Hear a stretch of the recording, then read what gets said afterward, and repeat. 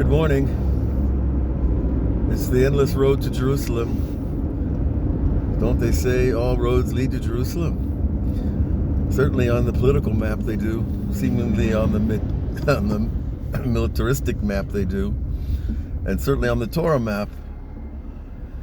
Ki tetzei Torah miYerushalayim. So I was asked a question, I thought I would share. And it was asked innocently enough, and a guy said to me, Avram, if we sin, is it really that bad? I think it's a question that people ask themselves at different times, different places, in the process of tshuva, in the process of life, of trying to get closer to Hashem. The people that don't want to get closer to Hashem, it's not on their consciousness. I don't think they ask themselves as often. But even people that are non-religious have a matzpun, a conscience, The conscience is the inner compass. That's what matzpun means. And the inner compass is going to tell us the truth even if we don't want to know it.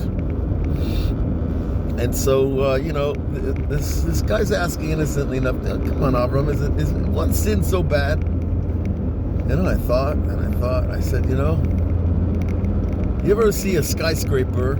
There's a room in the bottom of the building that has a huge cable that comes in from the electric company, because that building needs to light up, say, 100 floors. You need a lot of electricity. And that huge cable gets broken down into many, many little sockets in that giant building. Who knows how many sockets? And the light is coming into the building, the power. And it's being broken down into manageable amounts of electricity that every person in the building can operate their appliances safely. You cut one wire, it's not going to really affect all the other wires. But in the pyramid of souls, if each soul is a channel of God's light into a human being, if you cut one soul, the entire system is brought down. And if you add a new soul, the system is multiplied. Every member of the pyramid of souls receives from that new soul.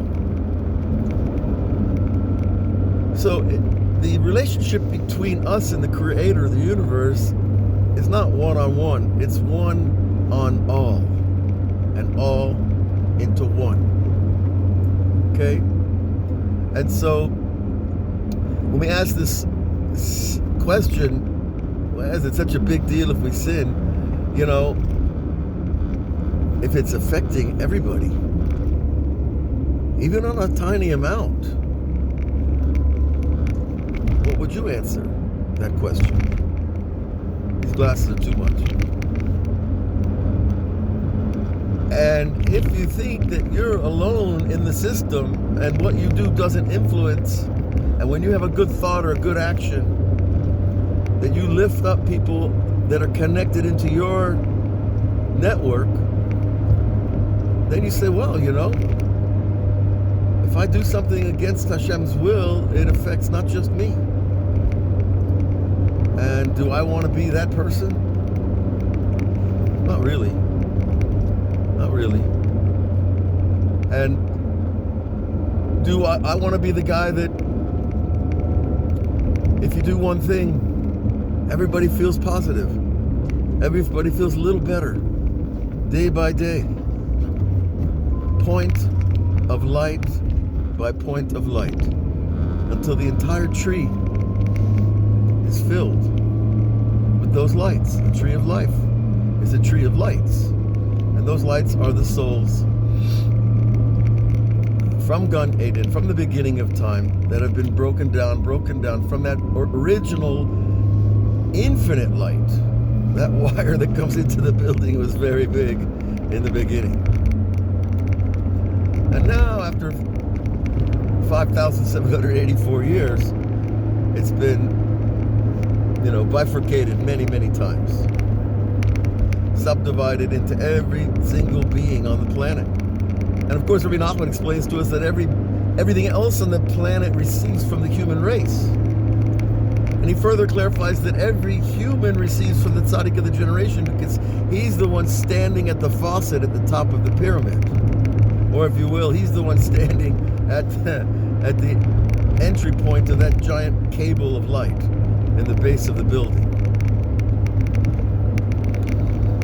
So we talk about lights, of course we think of Hanukkah. Tonight we begin the holy 8 days of Hanukkah. And those 8 days, each is an individual light. You can light one candle every night and fulfill the mitzvah. But of course we know one night, first night we light 1, and then 2, and then 3, and up to 8. Because we're expanding the light. It's not static. It's not remaining at the same level each night.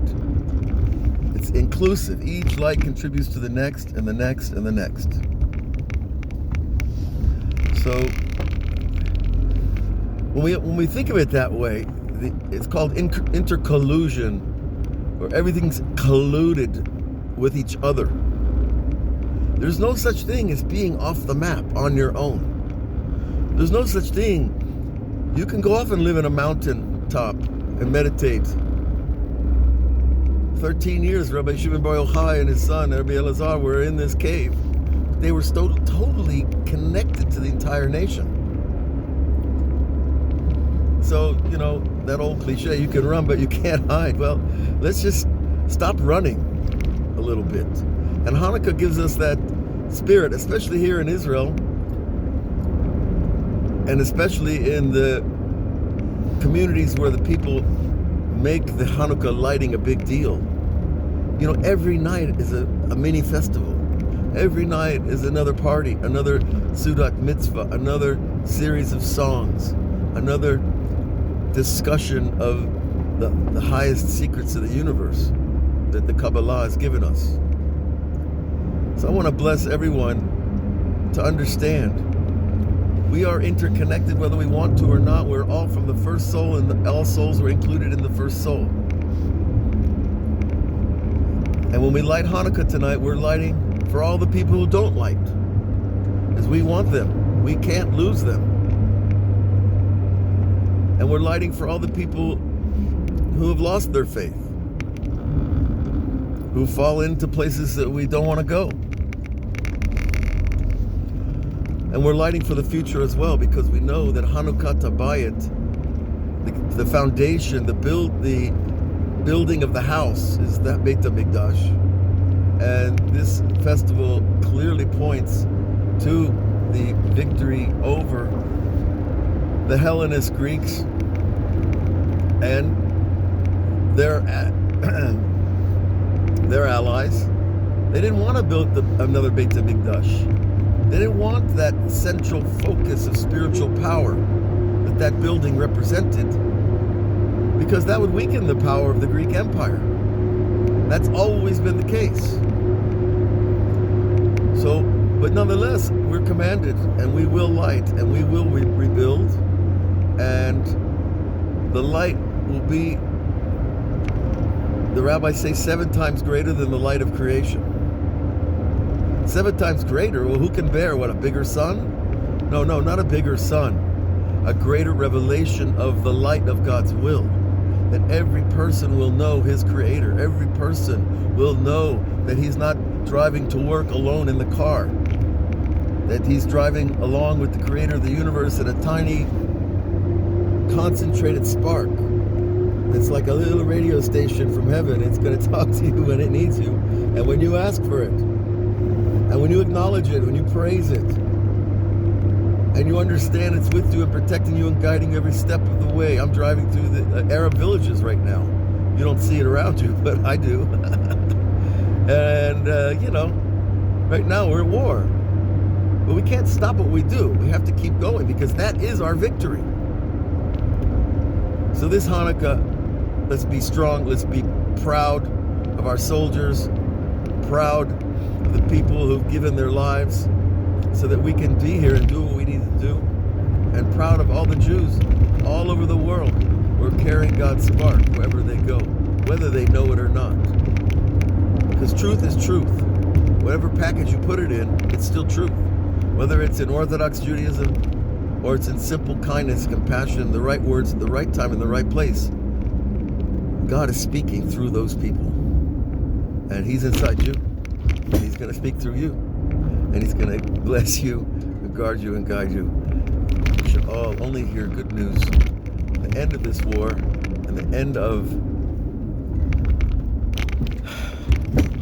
the international conflict that's arisen and shown its face because of this little strip of land over to the east of me, the west of me, well, some direction. Love you all. Hanukkah Sameach. We'll see you again.